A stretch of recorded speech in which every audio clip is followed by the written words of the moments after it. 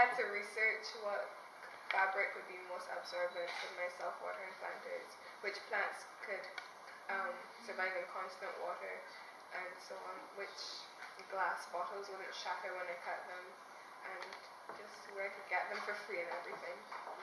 $20 challenge attracted us at Scotiabank for 3 reasons. One is it focuses on developing the youth, and this is a pillar on which Scotiabank's global philanthropy is based. In Barbados, along with several child-focused charities and sponsorships, we support kiddie cricket and the Junior Monarch program, which develop children in sport and culture, and this gives us an opportunity to support them in entrepreneurship as well.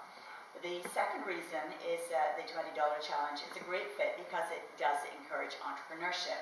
We at Scotiabank believe that entrepreneurship has the potential for economic growth. We support the sector through dedicated small business hubs and an ongoing series of educational programs. In fact, this is the 3rd season of our TV show, Bank on Me, and that aired this week. So a lot of these events are happening at the same time, coming out of Small Business Week, I think it was last week. For some budding entrepreneurs, the $20 challenge may be a student's first foray into innovation and entrepreneurship. And one day we may be celebrating their success as a leading local entrepreneur.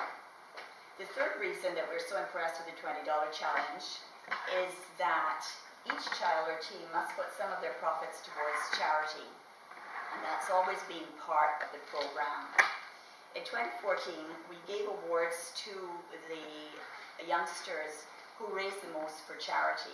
But last year, this took on a life of its own, and we actually had a completely separate event where students presented to charities, and they had raised and donated $8,500 to charity and donated to 22 charities, which was tremendous. It was very impressive. Many of them have come in here and impressed and have gone on to become employees of Flow, our cable and wireless business. So, you know, we really see this as a great project for us to continue to be a part of. I think we're very pleased. I think we mentioned Sierra Hamlin from Harrison College. She was one of our interns this year, by all accounts. Did a fantastic and wonderful job. It's just a pity some of them have to go back to school. We may have tried to And so there's huge potential for our young people to contribute in a tangible way to the development of Barbados' economy, and we're really very, very proud to be associated with that. It's now the 6th year for the challenge, and it's something. As I said, I'm 4 years here, and it's like Christmas. It's rolling around every year for me. We're really, really happy to be associated again. We're really, really happy to be investing in the youth. And, I'd like to wish everyone all the best. I'd like to also acknowledge our co-sponsors. Lisa and I be sitting here as well, with you guys. Your 4th year, and Khalil down there as well. So we'd like to wish everyone participating, all of the students, all of the entrepreneurs, all of the volunteers, all the best for this year's BEF $20 challenge, and we're very happy to continue to support it. Thank you. We have about 10 schools that have almost been there from day one. One of the challenges we have is that those schools participate in almost everything. You know, there are a core set of schools that has anything that seems developmental. I think Codrington was on board from day one. Codrington has gone so far as to embed it in their curriculum.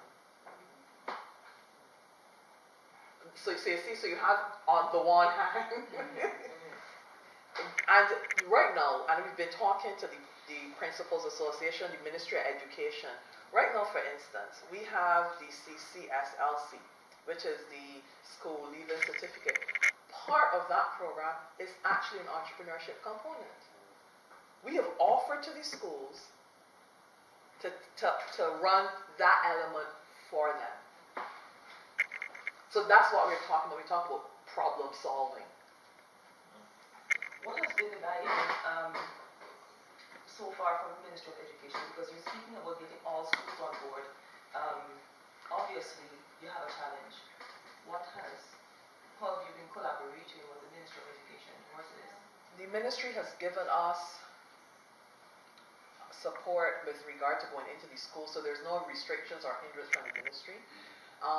Last year when we had a really good meeting with the ministry, and the ministry was very keen on this particular program, and because they're seeing the transformation, but that is up to each individual school and its board and its management to allow us in to do the program. In every single school, government and private. And one of the great things about the $20 challenge is it doesn't matter about academic ability. There's no ranking. Every single child at every single school can participate in the $20 challenge and succeed. I find it ironic because you often read in the newspapers or hear in the media about the private sector complaining that the children leaving the education system, or young people leaving the education system, are not ready for the workplace. I see the $20 challenge as a classic example where the educators and the private sector can work together to create an environment where our young people will become more enterprising, will have greater confidence in life, will be more innovative, creative, all of these things we're trying to achieve. And I think one of the reasons is, by design, we chose a format for the $20 challenge which is relatively very simple. We lend them $20, we give them a few hours instruction, and then we set them free. Go and do it. And just for a limited amount of time. It's very simple. But that's by design, and it's that simplicity which is the key to its success, because it's exactly what we spoke about. It's the experience that children have. We all know that to drive a car, people could talk to you all day about driving a car, but until you sit in that seat and get behind the wheel, you don't know what they're talking about. It's no different. So how can we say we've got to have people leaving school and university who are ready for the workplace if they've not experienced it? Okay, well, it could take a massive shift in national policy to achieve the ultimate goal. However, we've got this very simple $20 challenge, which just lasts a few weeks, 6 to 10 weeks really, is the truth, which if it was on the national curriculum and was in every single school, and we had every child, even if they leave at age 16, has experienced the $20 challenge, it could make a massive difference.